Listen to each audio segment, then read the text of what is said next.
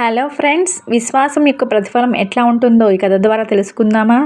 ఓమర్ ఒక పేద గనికారి. అతను తన భార్యతో పాటు ఇద్దరు చిన్నపిల్లలతో కలిసి మట్టిని గడ్డితో నిర్మించిన ఒక చిన్న పూరి గుడిసెలో జీవించేవాడు. పేదరికం అతనిని ఎంత కష్టపెట్టినా ఓమర్ వద్ద బంగారం కంటే విలువైనది ఒకటి ఉండేది. అదే భక్తి, విశ్వాసం. ప్రతి ఉదయం అతను తన చిన్న ఆవరణలో మోకాళ్ళపై కూర్చుని కళ్ళను మూసుకుని దేవుణ్ణి భక్తితో ప్రార్థించేవాడు. తండ్రి దేవా, నాకిచ్చిన ఈ చిన్న జీవితానికి, నా చిన్న కుటుంబానికి చాలా ధన్యవాదాలు అని మృదువుగా చెప్పేవాడు. నేను పేదవాడినైనా నా ఆశ మాత్రం నీలోనే ఉంది తండ్రి. కష్టపడే శక్తినివ్వు. ఫలితాలు కనిపించకపోయినా నమ్మకం కోల్పోకుండా ఉండే విశ్వాసాన్ని ఇవ్వు అని గుండెల్లో నుంచి ప్రార్థించేవాడు. అతను గంటల తరబడి నడివైపు నడిచాడు. తన పాత్రలో ఉన్న ఇసుకను, రాళ్లను కడుగుతూ బంగారం రేవైనా దొరకదా అని ఆశించేవాడు. చాలా రోజుల్లో అతను కొద్దిపాటి బంగారు ధూళి మాత్రమే దొరికేది. అది కూడా ఇంటికి సరిపడా బియ్యం, నూనె కొనడానికి కూడా సరిపోయేది కాదు. అదే దగ్గరలో ధనవంతుడైన బంగారు కొనుగోలు డామియన్ ఓమర్ను గమనించేవాడు. డామియన్కి డబ్బు, ఆస్తులు అన్నీ ఉన్నాయి, కానీ దయ మాత్రం లేదు. అతను తరచుగా ఇతర గణకుల ముందే ఓమర్ను ఎగతాళి చేసేవాడు. నీ బతుకే పేదవాడిగా ఉండటానికి పుట్టింది. నీ జన్మలో నీకు ఎప్పుడు బంగారం ముక్క దొరకదు పెద్దది అనేవాడు. ఈ చిన్న బంగారు తుణుకులతోని నువ్వు నీ జీవితాన్ని గడిపేయాలి అని చాలా ఎగతాళి చేసేవాడు. ఓమర్ మాత్రం ఎప్పుడూ కోపంతో స్పందించలేదు. అతను శాంతంగా చిరునవ్వు చిందించేవాడు. దేవుడు అసాధ్యాన్ని కూడా సాధ్యం చేస్తాడు అని నెమ్మదిగా చెప్పేవాడు. నాకు ఆయనపై నమ్మకం ఉంది అనేవాడు. ఒకరోజు సాయంత్రం, ఆ రోజు చాలా తక్కువ బంగారం దొరికింది ఓమర్కి. చిన్న గదిలో మోకాళ్ళపై కూర్చుని కళ్ళ నిండా నీటితో దేవుణ్ణి ప్రార్థించాడు. ప్రభూ, నా కోసం నేను ఏమీ అడగడం లేదు, నా కుటుంబం కోసం మాత్రమే కోరుకుంటున్నాను. మాకు కొంచెం మెరుగైన జీవితాన్ని ఇవ్వు అని. ఆ రాత్రి ఓమర్ స్వప్నంలో ఒక మనిషి ప్రత్యక్షమయ్యాడు. ఆ మనిషి దుస్తులు చాలా శుభ్రంగా వెలుగులు వెదజల్లుతూ ఉన్నాయి. ఓమర్, నువ్వు వెంటనే నీ విశ్వాసానికి ప్రతిఫలం దక్కుతుంది. రేపు పట్టణ చౌరస్తాకు వెళ్ళి పావురాలకు ఆహారం పెట్టి దేవుణ్ణి ప్రార్థించు అని. ఓమర్ గుండె వేగంగా కొట్టుకుండగా ఒక్కసారిగా మేల్కొన్నాడు. ఆ స్వప్నాన్ని తన భార్యకు చెప్పాడు. తన భార్య ఒక్కసారిగా ఉలిక్కిపడి విని, బహుశా ఇది దేవుడు ఇచ్చిన సంకేతం కావచ్చు, మనము దీన్ని ఆచరించాలి అని చెప్పింది.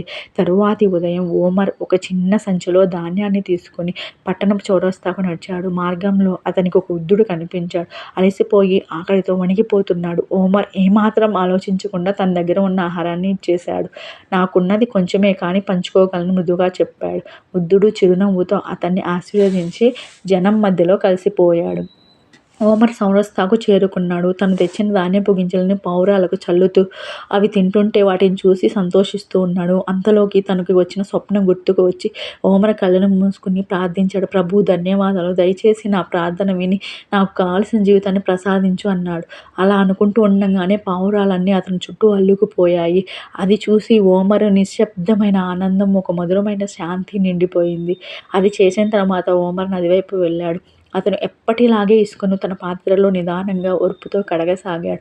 గంటలు గడిచిపోయాయి. చేతులు నొప్పితో తిమ్మెరెక్కాయి.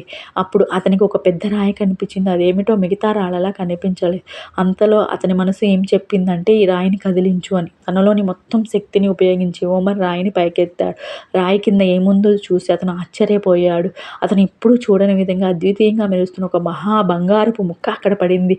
ఓమర్ మోకాళ్ళపై కూర్చుని ఏడవసాగాడు. కంట తడి ఆగకుండా పొర్లింది. ధన్యవాదాలు ప్రభూ అని, ధన్యవాదాలని మళ్ళీ మళ్ళీ నిశ్శబ్దంగా దేవుణ్ణి నమస్కరించాడు. అతను ఆ బంగారు ముక్కను తీసుకుని ఇంటికి వెళ్ళాడు. తన భార్య, పిల్లలు దానిని చూసి నిట్టూర్చిపోయారు. అందరూ కలిసి మోకాళ్ళతో దేవుని కృతజ్ఞతలు తెలిపారు.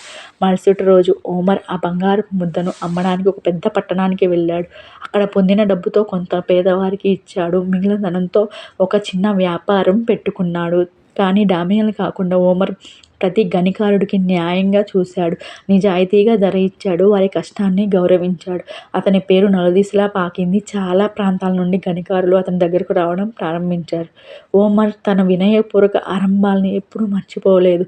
గతంలో లాగానే ప్రతి ఉదయం ఆయన ప్రార్థించాడు, కృతజ్ఞతలు చెప్పాడు, ప్రేమతో మరియు న్యాయంతో పనిని కొనసాగించాడు. ఓమర్ గ్రహించాడు, నిజమైన సంపద బంగారంతో మాత్రమే కొలవబడదు, దైవ విశ్వాసం, దయ మరియు దేవునిపై నమ్మకంతో కొలవబడుతుంది అని తన కార్యాల ద్వారా ఆయన అందరికీ చూపించాడు. వినయమైన జీవితం కూడా విశ్వాసం మరియు కరుణ దారి చూపినప్పుడు అత్యంత సంపన్నమైన ధనానికన్నా ప్రకాశవంతంగా వెలుగుతుంది.